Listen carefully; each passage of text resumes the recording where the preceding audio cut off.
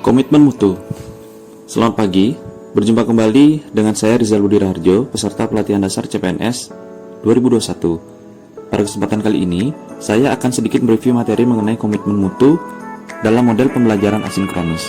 Dalam materi pembelajaran komitmen mutu ini, saya telah dapat mengidentifikasi mengenai apa itu efektivitas, efisiensi, inovasi, dan mutu yang kaitannya dalam memberikan pelayanan yang berkualitas kepada masyarakat.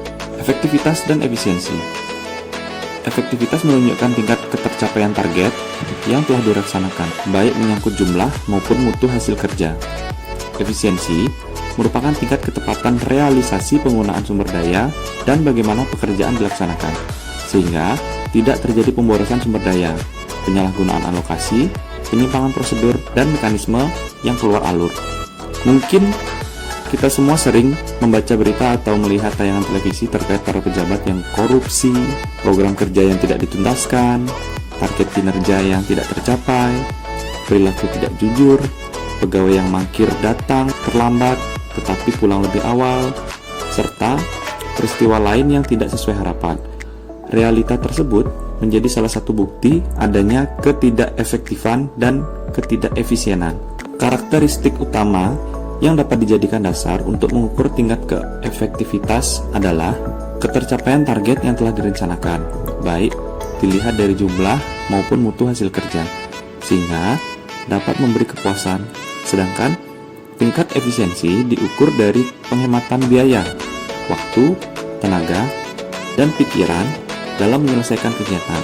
Oleh karena itu, jika dalam pelaksanaan tugas tidak memperhatikan efektivitas dan efisiensi, maka akan berdampak pada ketidaktercapaian target kerja, menurunkan kredibilitas institusi tempat bekerja, dan bahkan akan menimbulkan kerugian.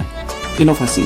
Di era global sekarang ini, tingkat persaingan untuk memperoleh pekerjaan menjadi semakin tinggi. Lapangan kerja lebih berpihak kepada mereka yang memiliki kompetensi atau keahlian dan pemikiran kreatif untuk melahirkan karya-karya inovatif. Inovasi muncul karena adanya dorongan kebutuhan organisasi atau perusahaan untuk beradaptasi dengan tuntutan perubahan yang terjadi di sekitarnya. Gagasan kreatif yang lahir dari hasil pemikiran individu akan mendorong munculnya berbagai prakarsa sehingga dapat memperkaya program kerja dan memunculkan diferensiasi produk atau jasa seiring dengan berkembangnya tuntutan kebutuhan pelanggan.